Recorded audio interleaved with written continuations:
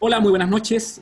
Soy Roberto Barra y junto a Fernando Barra hacemos Entre Barras y hoy tenemos dos invitadas de lujo para hablar de un tema muy importante que tiene que ver con la prevención del suicidio.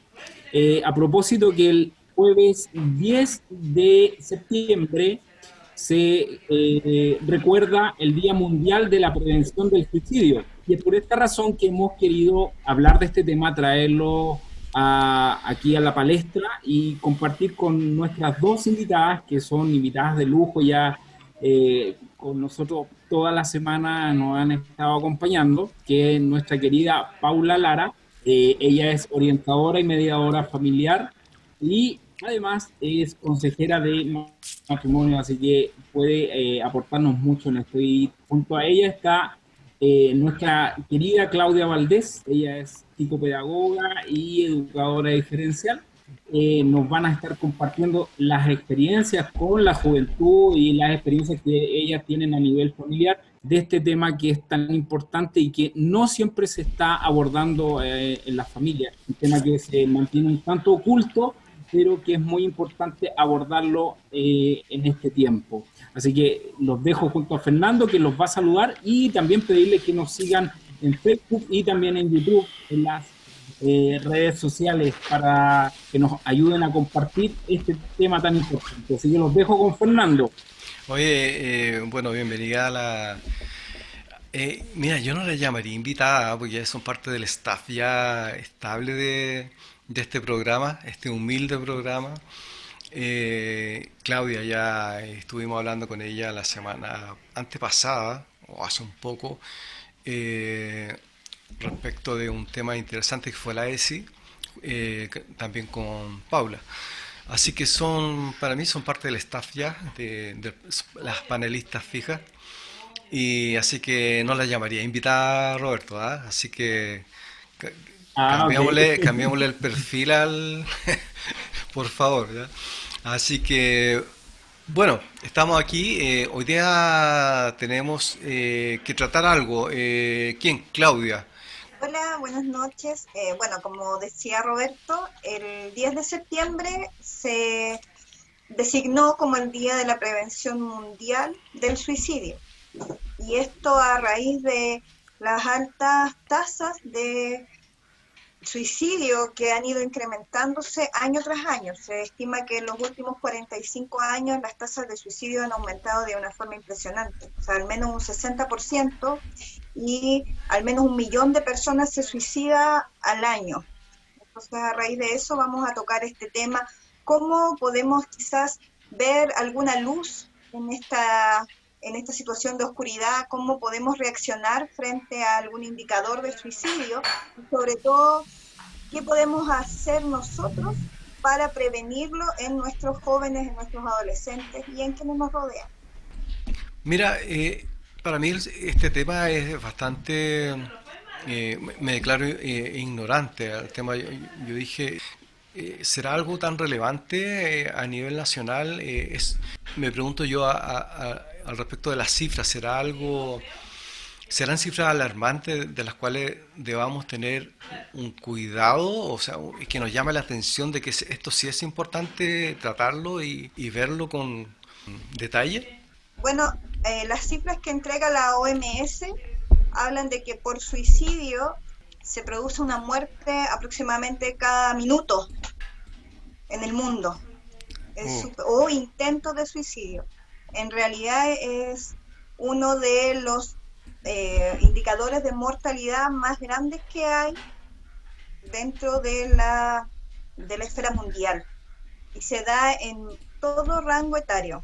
Antes se creía, por ejemplo, que en niños no se daba, pero ahora uno de los indicadores más altos está entre los 10 y 14 años. O sea, los niños de 10 años ya están tomando la decisión de suicidarse. Y eso no está reflejado totalmente en las cifras, porque muchas veces la muerte como tal no se produce por la autolesión, se atribuye a otra situación, por ejemplo, un paro cardíaco, no sé, una asfixia, pero el origen es una autolesión. Y eso no entra en las cifras. Ah, ya. Es bastante alarmante y en nuestro país también. Hay cifras que son bastante significativas en cuanto a la mortalidad en adolescentes y en niños también. Una simple depresión es posible que pueda terminar en un desenlace fatal de este nivel. ¿Qué piensas tú, Paula? Especialmente sobrecogedor, diría yo, porque así como Claudia está dando cifras acerca de lo que es el suicidio a nivel mundial, ¿ya?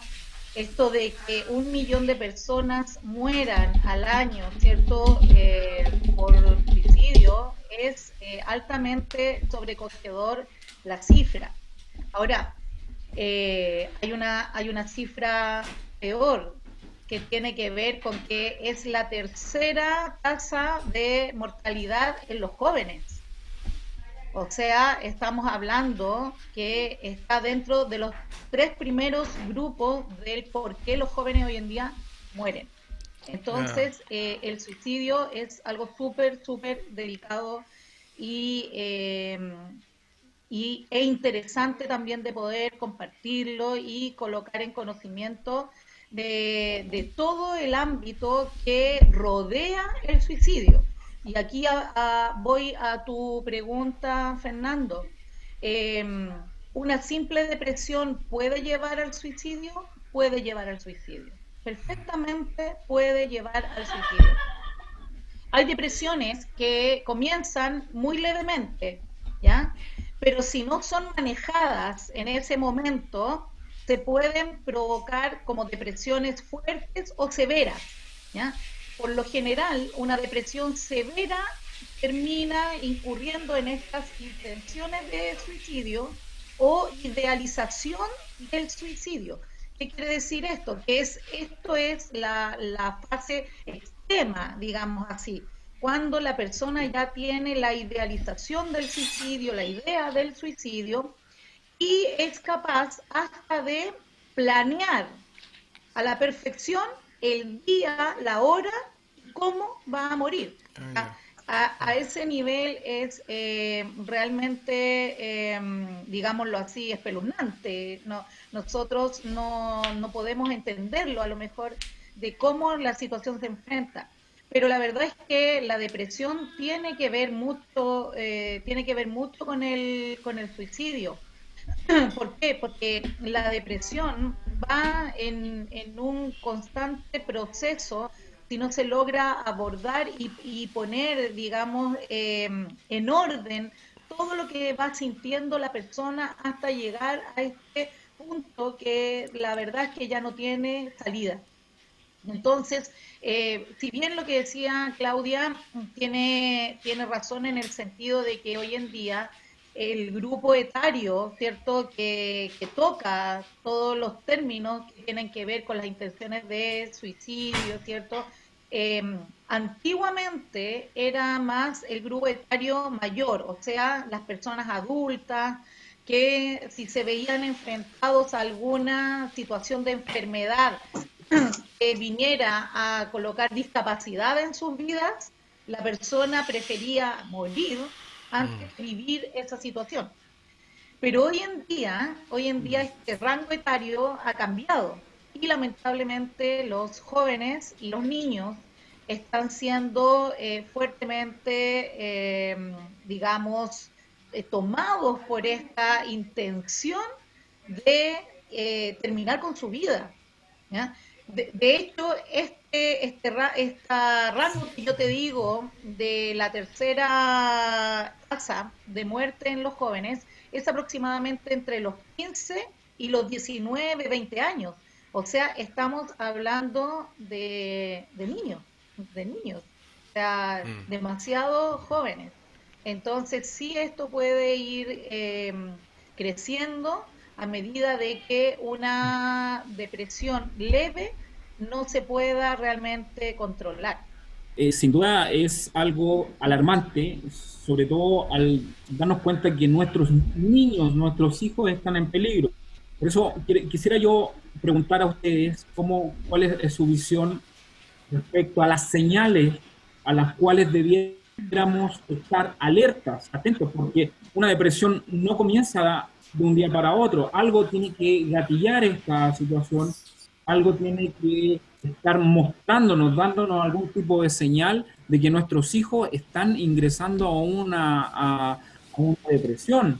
Algo en el colegio, algo en la casa, algo externo, alguna influencia, porque los hijos están en un permanente peligro cuando salen, pero también se ven expuestos a adultos con situaciones que no están bien. Entonces, quiero preguntarles a ustedes, Paula primero, Claudita después, que nos digan a qué señales debemos estar atentos. Las señales a simple vista podrían parecernos hasta muy comunes ya en los jóvenes. ¿Por qué? Nosotros hemos tratado ya en otro tema con respecto a los adolescentes, por ejemplo, y cuál es también su forma, ¿cierto?, de expresar y de llevar su adolescencia. Por lo general los adolescentes son muy retraídos, ¿cierto?, y suelen encerrarse en sus habitaciones, estar ahí, ¿cierto?, como en su mundo, y muchas veces los papás lo vemos como que es muy normal y es parte de lo que ellos acostumbran vivir. Recordemos que nosotros una vez tratamos todo lo que tenía que ver con este encierro, ¿cierto?, a través de por la pandemia. Entonces, lo que sucede Sí. ahí, ahí los papás tenemos que poner mucho ojo con nuestros hijos, sobre todo en esta edad. Una cosa es que los hijos se encierren en su dormitorio, ¿cierto? A dormir, a conversar con sus amigos, y estoy hablando muy en este tiempo también. A conversar con sus amigos, ¿cierto? A leer, a ver televisión, y que de alguna manera se retraigan ellos. Pero cuando tú invitas al niño a salir de su habitación para que comparta con los demás, un niño que no tiene este problema puede acceder perfectamente a estar. ¿Bien? Porque una de las cosas y una de las señales más fuertes que tiene que ver con estas intenciones de suicidio, con esta depresión ya severa, es que el niño se distancia totalmente de su familia. Ya no quiere compartir con quienes están a su alrededor. Entonces, eso ya no es solamente que él se aparte para hacer como sus actividades, digamos así, sino que se aparta porque en realidad no quiere sociabilizar con quienes están a su alrededor. Entonces, esto provoca en el niño una especie de encierro, una especie de estado angustioso, lo que termina derivando en un estrés emocional. Y eso lleva a estados de angustia, donde los chicos en realidad empiezan a perder todo lo que tiene que ver con su orientación hasta de vida, qué es lo que quiero hacer, para qué estoy aquí. Esas son como las preguntas que ellos empiezan a efectuarse ahí mentalmente, qué es lo que en realidad para qué estoy. Entonces, cuando nosotros vemos a niños que están actuando de esta manera muy extrema, estoy hablando de estados de estrés fuerte, cuando los niños se ponen agresivos, cuando cambian su estado de ánimo con mucha facilidad y regularidad, ¿ya? Si se levantan, ¿cierto? Muy molestos, por ejemplo, ¿por qué? ¿Qué es lo que está pasando? Esos son pequeños indicadores que nos muestran a nosotros que algo en realidad está pasando que sale de lo habitual.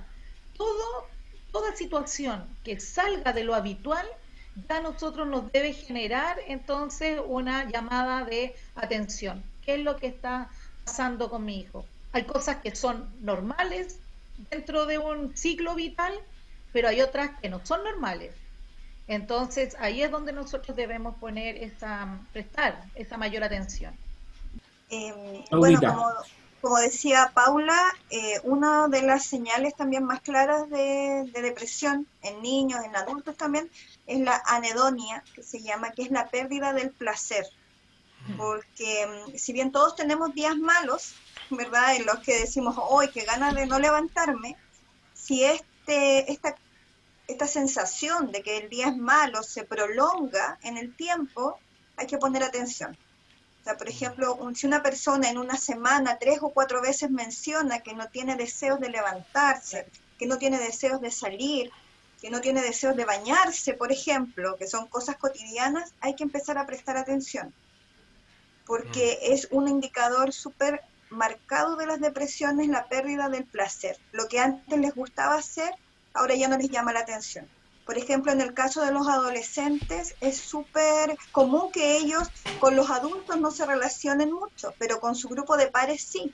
O sea, a ellos les gusta salir, conversar, ahora relacionarse a través de las redes, videojuegos, pero si un adolescente que antes disfrutaba estas cosas y ahora ya no lo quiere hacer, y ya no es un día o una semana, sino que es algo que se prolonga, hay que buscar ayuda.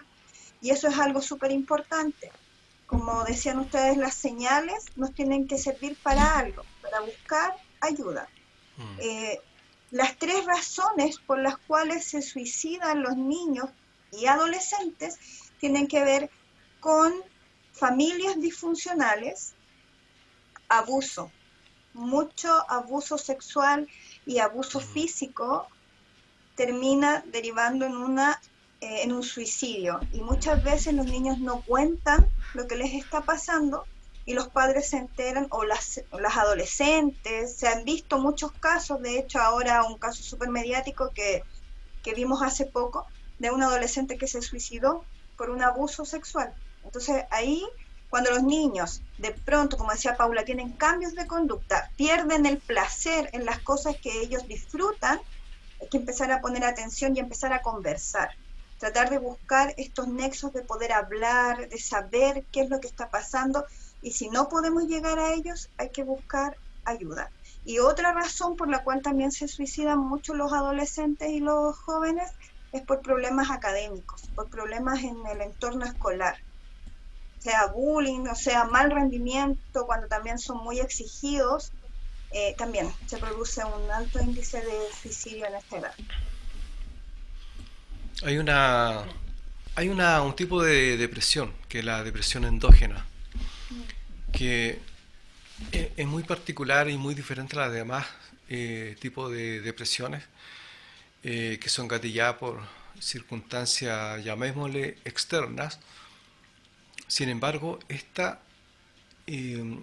expertos señalan que se produce un problema en el encéfalo para segregar hormonas como la serotonina. Esto es, hace poco hablé con una ex compañera de trabajo y ella estuvo sometida a un fármaco que le inhibía la producción de serotonina y ahí en una rápida investigación supe que este fármaco que ella tomaba, claro, le producía bastante depresión. Mucha depresión sin deseo de levantarse, qué sé yo, de muchas cosas que tenían una sensación de la vida muy diferente. Dejó de tomar esto y claro, se normalizó y ya pudimos conversar bien, qué sé yo, le dije, oye, no tomes más eso. Pero sin embargo, las personas que sufren de este problema biológico, denominado como depresión endógena, eh, necesitan también un tratamiento a nivel químico. Ahora, hay casos muy conocidos de este tipo de personas que si a nivel químico esto no está funcionando bien, entonces el factor psicológico ya es imposible superarlo para este tipo de personas que sufren de esta enfermedad. Eh, yo me pregunto, eh, ¿qué es lo que piensa, qué es lo que siente, tratando de ir a la mente de esta persona? Porque finalmente uno tiene que tratar de ayudar. Y para eso me gustaría saber en lo personal qué piensa una persona que está eh, pensando en suicidarse. Esa pregunta que tú te haces, yo creo que es la pregunta que todos nos hacemos cuando en realidad no entendemos y no manejamos este tema. claro. y porque tampoco hemos estado a lo mejor en esa situación, siento, con ideas de exterminarnos, ¿cierto? Con la intención de hacerlo, no hemos sufrido una depresión. Pero mira, la depresión específicamente tiene que ver con el mal manejo de las emociones. Mm, Entonces, como hay un mal manejo de las emociones, te afecta también lo cognitivo, a lo que vas tú, a los pensamientos, ¿ah? A lo que realmente me está pasando por mi cabeza y qué estoy pensando y qué estoy sintiendo. Entonces, la depresión afecta tanto el pensar, ¿cierto?, como el actuar y el hacer. ¿Por qué? Porque inhibe la voluntad de la persona. Totalmente. ah, Es como lo que decía Claudia, que toca o trastoca todo lo que tiene que ver con el disfrute, con el placer de hacer algo. En realidad, en la voluntad, la persona quisiera hacerlo, pero como la depresión inhibe su voluntad, ya no dan deseo de hacer nada, ni siquiera aquello que era lo que más te agradaba hacer. Entonces, tiene que ver con eso. ¿Qué puede en realidad pasar por la cabeza de ellos? Nosotros nunca lo vamos a saber, nunca lo vamos a poder entender bien. Ahora, con respecto a las depresiones, la depresión que tú hablas, esta depresión endógena, claro, tiene mucho que ver la depresión a nivel cerebral, pero tiene que ver con un gran aspecto genético. La depresión abarca mucho lo que tiene que ver con ese traspaso hereditario, ¿ya? Y eso es muy fuerte para la persona que sufre depresión. ¿Qué quiere decir esto? Por lo general, si una persona sufre depresión y depresión severa, es porque ya tiene antecedentes de depresión severa en su familia. ¿Mm? Entonces, esto termina heredándose, ya genéticamente, es como que se traspasa también en este ADN. Y también tiene que ver con un aspecto epigenético. ¿A qué habla eso? A todos los traumas que se pueden producir en una persona y que terminan también desencadenando o modificando todo este aspecto genético. O sea, todo lo que es como el entorno de lo que se vive, luego también te desencadena en esta probable depresión. Entonces, hay cosas, y aquí quiero irme como bien al principio, hay cosas que pueden suceder en la infancia temprana, como nosotros lo abordamos también una vez, y se recuerdan que decíamos que es tan importante lo que los niños viven en esa edad, que después, a los 15, a los 20, a los 25 años, puede desencadenar eso que se vivió, ese trauma que se vivió en ese periodo, puede desencadenar una depresión postraumática. Entonces, eso es muy fuerte y a veces se carga de alguna manera con todo eso, imagínate, con toda esa información dentro de ti, que te inhibe tu voluntad, que trabaja en tu pensar, en tu actuar, en tu hacer, ¿cierto? Entonces, ¿qué termina haciendo? Termina de alguna manera inhibiendo todo tu sentido, todos tus sentidos, ¿m? Y los somete a este tipo de situaciones. Ahora, yo quiero plantear también aquí que estamos hablando mucho más técnicamente, ¿cierto? A nivel de genes, a nivel hereditario, pero también entendemos nosotros como cristianos que hay una carga espiritual también en esto que es muy, muy fuerte. Roberto, Tomando la pregunta que tú hacías de qué piensan las personas, me tocó compartir con dos personas que tuvieron intentos de suicidio, ¿ya? Y tuve la oportunidad de escuchar sus historias. Y ambos relataban en distintos momentos que era una pérdida total de la voluntad, era una pérdida total del sentido de la vida. Uno tenía hijos, bueno, tiene hijos, tiene hijos, tiene familia, pero aún así intentó acabar con su vida, porque nada lo motivaba. Sentía una pérdida del disfrute, una pérdida, como decía Paula, de los pensamientos. Bueno, nosotros sabemos que es algo espiritual, y él decía, yo no tenía razón de vivir, sentía que era una molestia, sentía que le estorbaba en la felicidad de mi familia, que era una carga para mi esposa. Esas fueron sus palabras. Y la otra persona tuvo un intento de suicidio, pero siendo adolescente.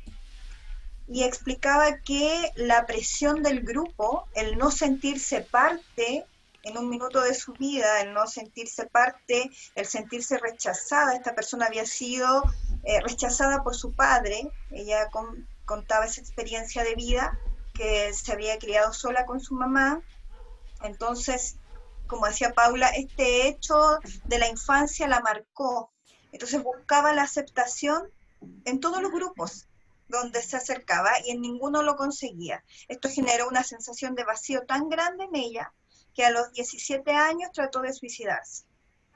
Y no una vez, 3 veces. Finalmente, esta persona termina en un hospital psiquiátrico, compartiendo con personas con enfermedades mentales severas, y bueno, y ahí ella se encuentra con Dios. Y como punto importante en esto, como mencionaba Paula, hay estudios que no son cristianos, son estudios clínicos que indican que una súper buena herramienta para salir de las depresiones es la fe.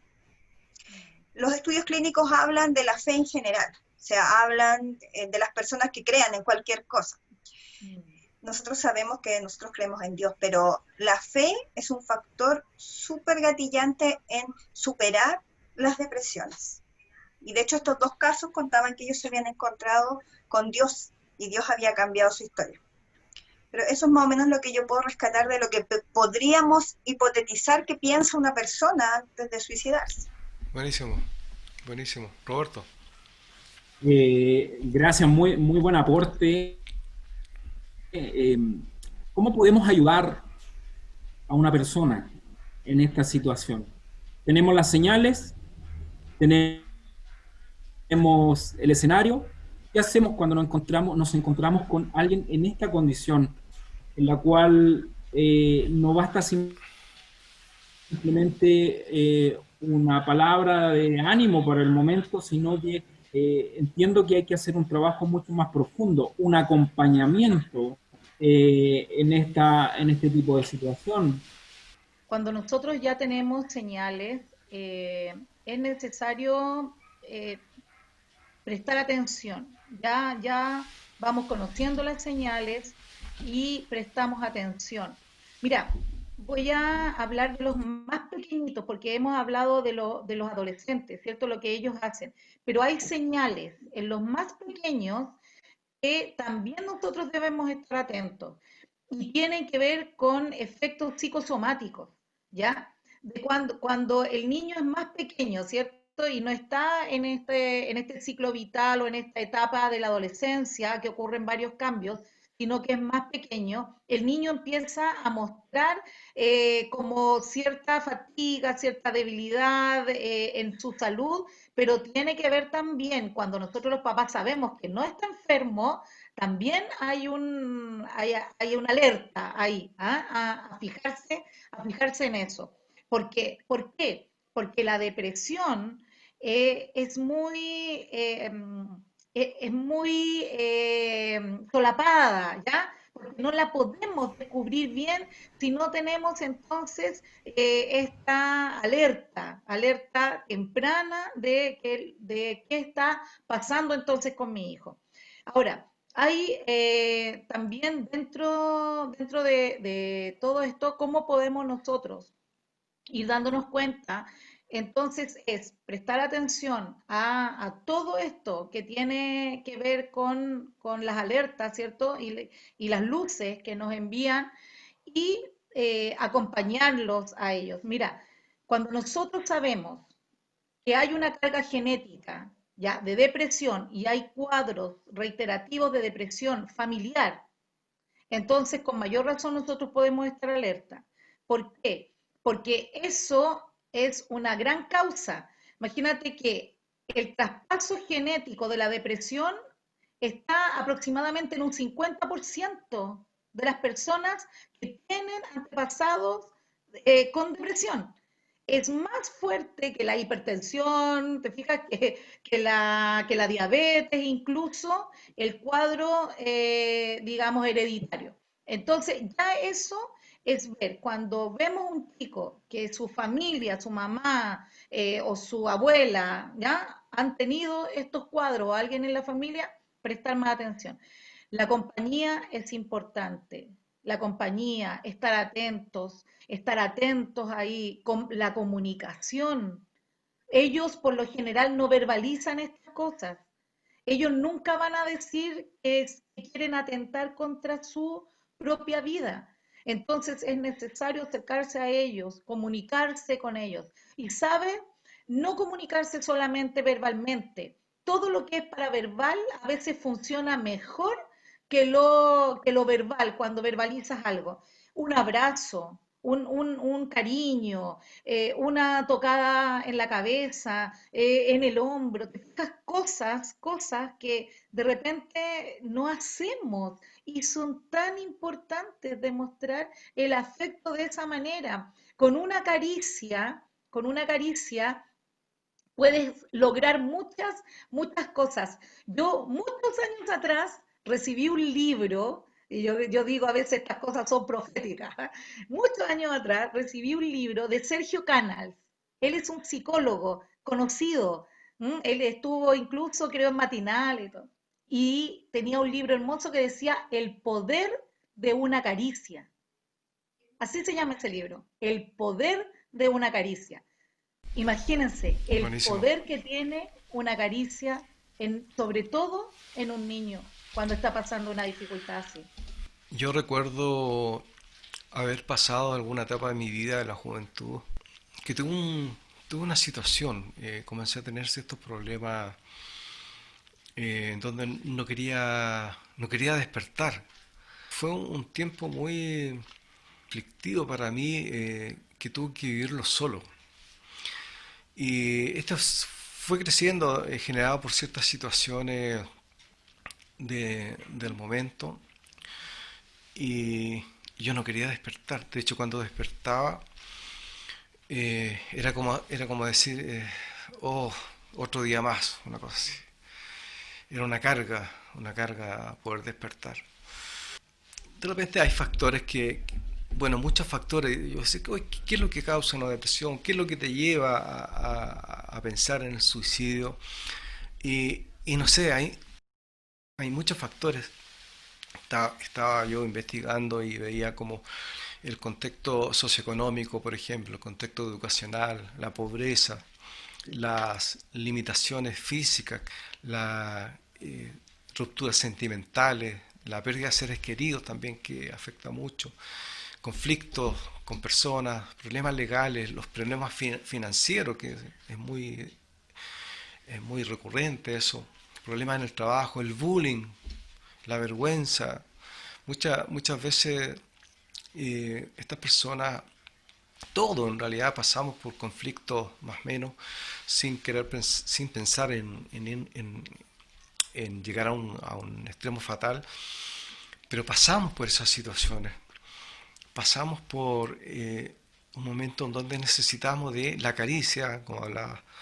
Qué valorable eso. Yo recuerdo que estuve mucho tiempo así, y, y hubo una persona que se tomó el tiempo para hablar conmigo. Es una persona eh, importante para mí. No, no era alguien no era un amigo que yo hablara todos los días con él, sino que vino a hablar conmigo. Pero una de las principales cosas de las cuales él me ayudó fue, uno, escuchándome. Yo creo que hasta el día de hoy yo pienso que él nunca entendió lo que yo estaba pasando. Para mí era muy difícil hablar de lo que me pasaba. De hecho, yo suprimía cierta información al respecto. Entonces era difícil que me entendieran. Y él me dijo algo súper importante. Me hizo una pregunta. Dice, ¿qué crees tú que debieras hacer? Y para mí él era una autoridad espiritual, así que yo le dije, bueno, yo pienso que debería hacer esto y esto y esto y esto, qué sé yo. Por último, si no era así, él me lo iba a decir. Y él me dijo, hazlo. Y de ahí comencé a a cambiar mi mente, mi mentalidad. Eso me ayudó bastante. Entonces, el tema de la consideración que otro pueda tener conmigo, el tema de la caricia, el tema de la importancia que el adolescente tiene al contar con un mayor, una persona mayor que está a su lado y que le importa escucharlo, un saludo, cómo te levantaste hoy, desayunaste, una preocupación así. Entonces, como digo, son muchos los factores que puede ocasionar una depresión y los casos más extremos ya llevan a un desenlace fatal donde la persona ya entiende que no encuentra más soluciones en la vida. De hecho, por ahí leí en un momento donde ya una depresión es muy continua, uno o un par de años ya es porque la persona ya no tiene mucho sentido de vivir. Eh, yo me pregunto ante esto, ¿qué es lo que se está haciendo a nivel país? Porque hablamos de una pandemia, hablamos de una ideología de género, hablamos de la legalización del aborto y todo, pero respecto al suicidio mismo, no veo alarmas encendidas. No veo. Entonces, ¿quién es el responsable de encender estas alarmas? ¿Cuáles son las autoridades? ¿Es el Ministerio de Salud que el que tiene que decir, oye, bueno, hay una tasa que está... Yo no escucho eso en las noticias. Entonces, ¿qué es lo que se está haciendo, estimadas, respecto a este gran problema? Bueno, quería tomar un poco la pregunta anterior que había hecho Roberto, que tiene que ver con qué podemos hacer como para ayudar. Y justamente Fernando tenía que ver con lo que planteaba. Hay una frase que es la escucha activa. ¿A qué se refiere eso? Cuando nosotros vemos a alguien que está en situación de riesgo de suicidio o está cursando una depresión, tenemos que escuchar, pero también accionar. ¿En qué sentido? En que nosotros podemos escuchar a esta persona, pero esa pregunta que le hicieron a usted fue clave. ¿Qué vas a hacer tú frente a esto? Nosotros cuando estamos con alguien que tiene una depresión o un intento de suicidio, nosotros acompañamos. Somos como el copiloto de esta carrera, porque la persona es la que tiene que tomar las decisiones que van a mejorar su calidad de vida. Por ejemplo, las personas que llegan al intento de suicidio es porque claramente no encuentran una motivación en su vida. Entonces uno debe preguntarle, ¿cómo están ciertas áreas de tu vida? ¿Qué es lo que te gustaría hacer para salir de tu condición actual? ¿Cómo podríamos hacer un plan de acción para salir de esa condición? Pero esas decisiones las tiene que tomar la persona. Ahora es sumamente importante, y en esto igual quiero ser bien enfática, buscar ayuda profesional.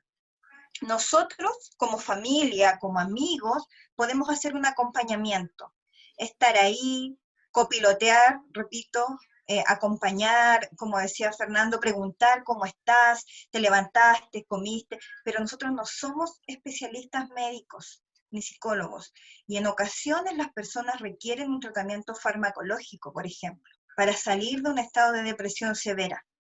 Mucho tiempo se ha cerrado esta puerta, y ahí puede ser un poco controversial este tema, porque en el ámbito cristiano, por ejemplo, se cierra mucho a la consulta psiquiátrica, a la consulta psicológica, pero nosotros tenemos la responsabilidad de buscar esta ayuda médica, porque si una persona atenta contra su vida y nosotros lo sabemos y no hacemos algo, nosotros somos responsables y somos responsables ante la ley también. Entonces, por ejemplo, es un menor de edad, a mí me cuenta en el colegio, profesora, yo tengo intento de suicidio, pero no le cuente, o tengo ideaciones suicidas, pero no le cuente a mi mamá, yo no puedo callar eso, porque eso es contra la ley. Entonces hay que activar los protocolos de acción. Y lo mismo si es un hijo, si es un primo, un amigo, si nosotros vemos que esta persona tiene este tipo de ideación suicida, nosotros debemos alertar, debemos buscar ayuda. Escuchar activo es una cosa, efectuar preguntas poderosas que tienen que ver con que la persona pueda abrirse, quizás, cómo te sientes, qué está sucediendo, cómo podríamos salir de ese estado, pero hay un área que tenemos que delegar a los especialistas. ¿Ya? En eso quería ser súper como enfática. Y lo otro, en cuanto a lo que preguntaba Fernando sobre lo que se está haciendo, lamentablemente las políticas públicas en Chile en cuanto a salud mental son súper pobres, son súper débiles. Yo lo hablo desde el contexto del lugar donde trabajo, por ejemplo, un entorno vulnerable, y cuando uno tiene un niño con depresión, para conseguir una hora en un CESFAM, que es un centro de salud familiar, son 2 meses, 3 meses, no hay mucha disponibilidad de psicólogos, psiquiatras hay uno por sector, por ejemplo, que se divide entre hospital y consultorio.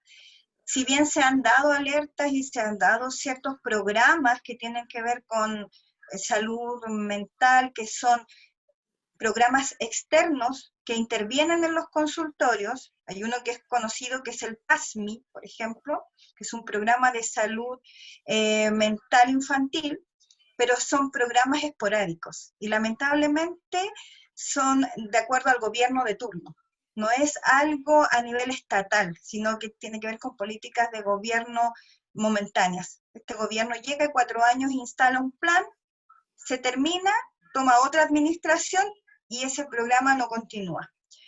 Hay una carencia súper importante y lamentablemente cuando una persona tiene una enfermedad mental, como no es tan notoria, pasa desapercibida. Pero una persona que tiene una dificultad, una enfermedad mental, enferma a toda la familia. O sea, una persona con una depresión es una familia con depresión. Una persona con esquizofrenia no controlada es una familia enferma. Y es sumamente importante que se aplicaran estas políticas de gobierno, que cambiaran y que se diera la prioridad que debe tener. Es que todo esto tiene que verlo un especialista. Nosotros no podemos negarnos a eso. Y aquí yo apoyo la moción de Claudia. Muchas veces nosotros, los cristianos, no recurrimos a estas cosas y la verdad es que no entiendo por qué, si son especialistas. Entonces, tenemos que hacerlo también. Ahora, cuando una persona está con psicólogo, ¿ya? Por este tipo de depresión, el psicólogo inmediatamente se va a dar cuenta de en qué nivel de depresión está y lo va a derivar al psiquiatra. Y el psiquiatra, quien da la parte farmacológica, o bien decide internar a la persona si está con ideas de suicidio. ¿Por qué? Porque la persona cuando ya tiene idea de suicidio es mejor que esté internada a que esté solo en la calle, en el hogar. ¿Por qué? Porque a una persona que ya tiene idea de suicidio, planificación de su muerte, no puede quedar sola, ya no puede estar sola. Entonces es necesario que se esté sobre esa persona, imagínense, o sobre un joven 24 horas. Entonces es necesaria ya la intervención en una clínica especial para ellos. Paula, el problema es que estas personas no quieren la ayuda concreta. O sea, oye, vamos, yo conozco una persona que te puede ayudar. No, no quiere ir. Vamos a un psicólogo, no quiere ir al psicólogo, no quiere internarse, no quiere ayuda, en definitiva. ¿Qué se hace en esos casos? Sí. Bueno, la verdad es que sí, es que muchas veces se niegan a la ayuda, pero ¿sabes, Fernando? Ellos desde su interior gritan por ayuda. Entonces nosotros entendemos, mire, nosotros también estamos viendo que esto tiene un componente espiritual fuerte. ¿Quién lo tiene? Y ese componente espiritual es poderoso. Entonces, si es poderoso para querer atentar contra la vida de una persona, más poderoso, obviamente, es Dios para salvar esa vida. Entonces, estos chicos, sobre si nos estamos tomando el rango de los adolescentes, ¿cierto? Y estos chicos buscan porque lo necesitan. Entonces, ahí están las alertas. Llevémoslo al psicólogo. Hay necesidad, llevémoslo donde un orientador. Yo he recibido chicos también en esta situación, no entendiendo todavía que tienen idea de suicidio, pero sí entendiendo como orientadora que hay un problema en ellos. Entonces, yo derivo como orientadora y terapeuta, yo derivo a psicólogo y el psicólogo deriva a psiquiatra. Sí lo hay. Yo conozco casos que sí jóvenes han hablado, han podido de alguna manera manifestar y han logrado salir de esto. Pero es un largo camino, no es un camino rápido, no es un camino fácil, pero sí se puede abordar y sí se puede sanar.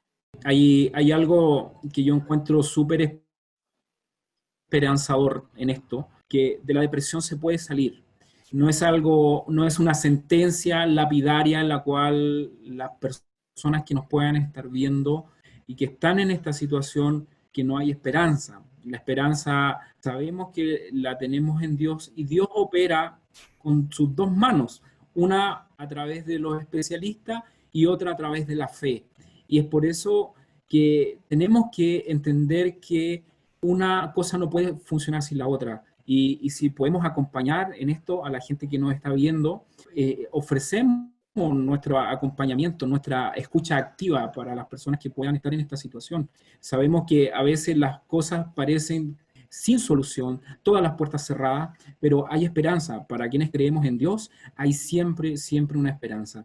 Nosotros este tema lo hemos querido abordar porque sabemos que es un tema complejo, un tema muy en lo oculto, pero que es necesario sacarlo a la luz.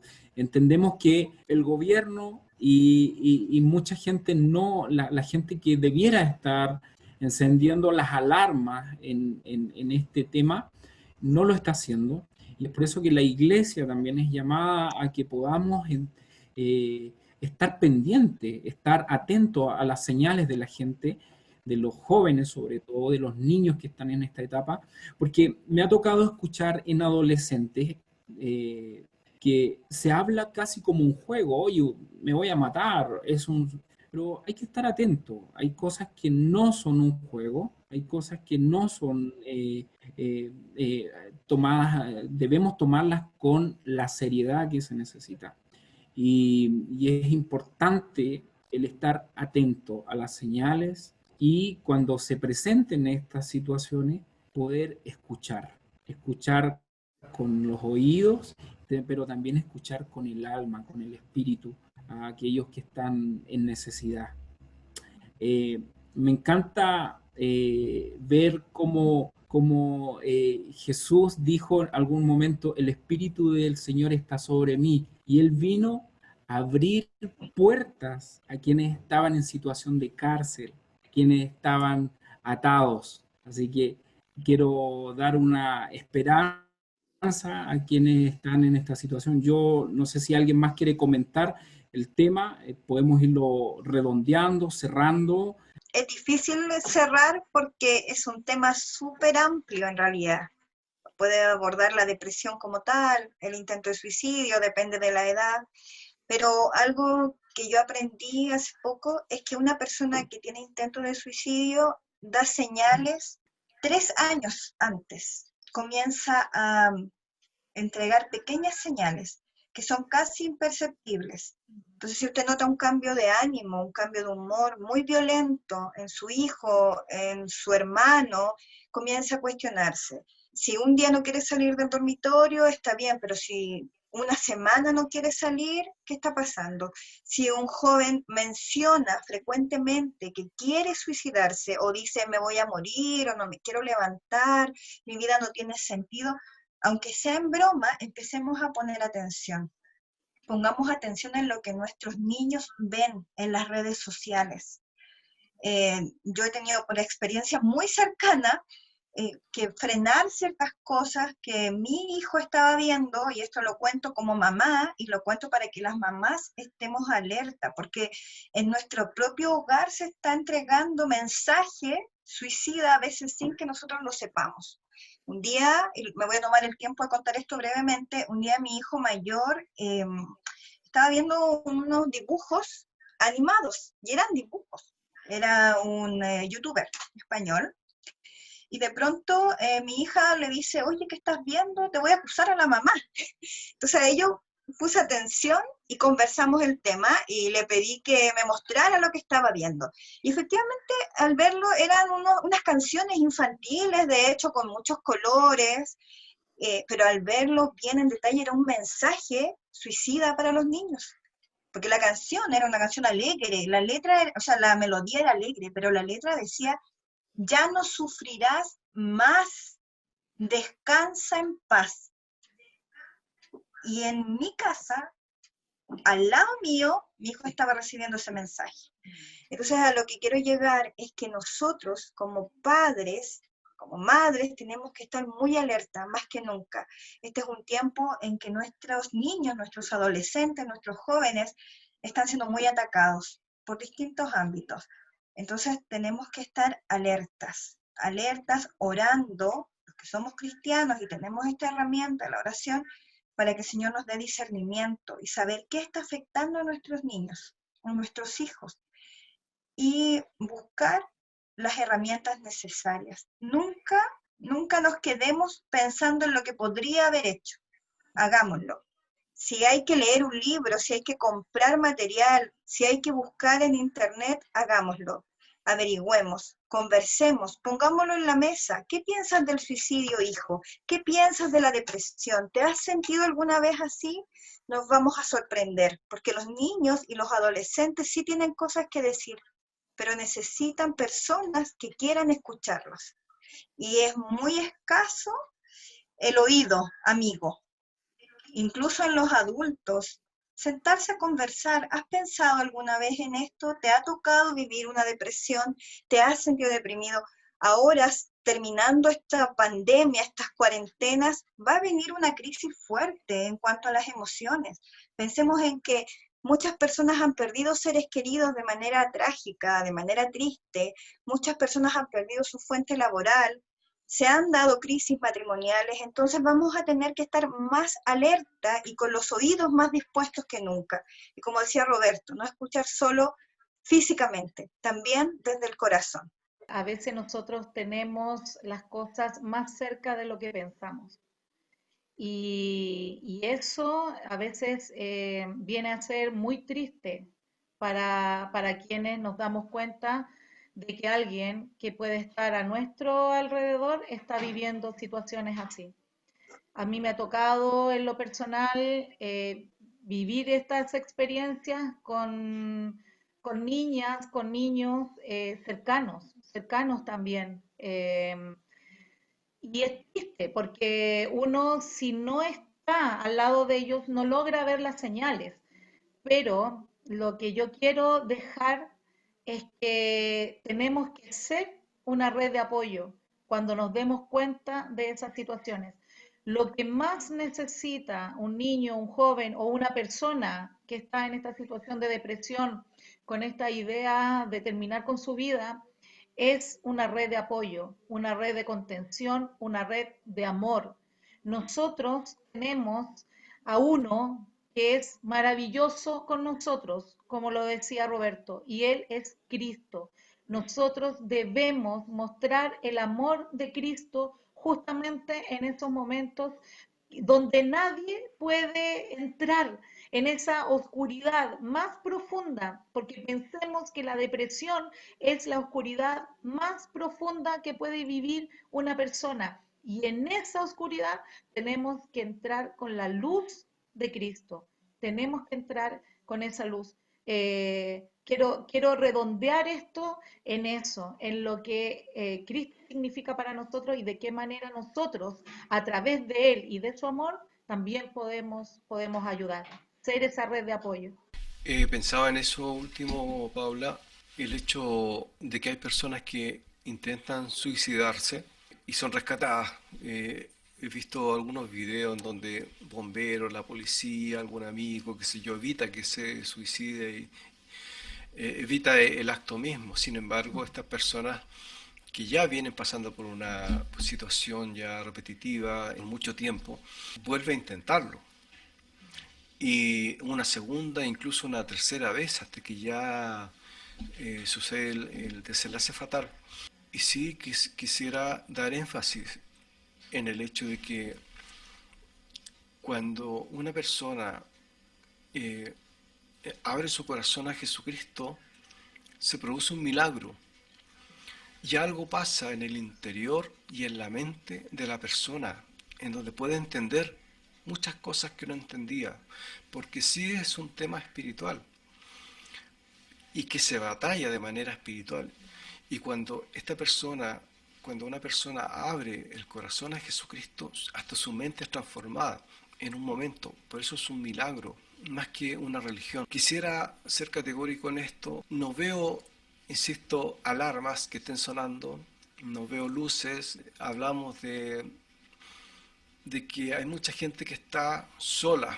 Por otro lado, Roberto hablaba que si hay alguien que necesita una orientación, debo decir que Claudia y Roberto, ellos son líderes de adolescentes, trabajan con adolescentes, ellos van muchas veces antes de las reuniones, antes de esta pandemia, a buscar a los niños, incluso esperarlos con desayuno antes de su reunión de niños, y se les da un énfasis a la importancia que tienen los niños, los adolescentes, en una etapa bastante conflictiva, fácilmente influibles, muy vulnerables.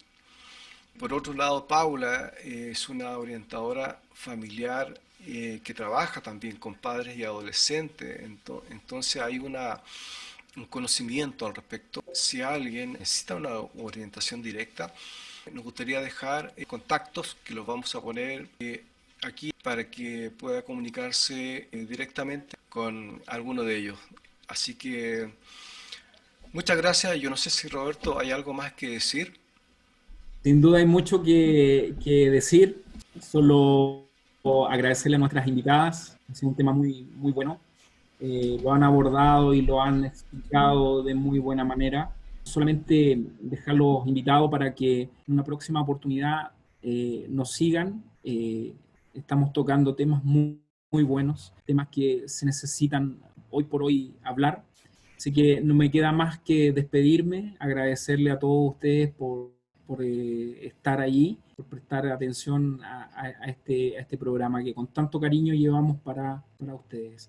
Bendiciones, hermanos, nos despedimos. Muchas gracias a nuestras invitadas y se verá hasta la próxima.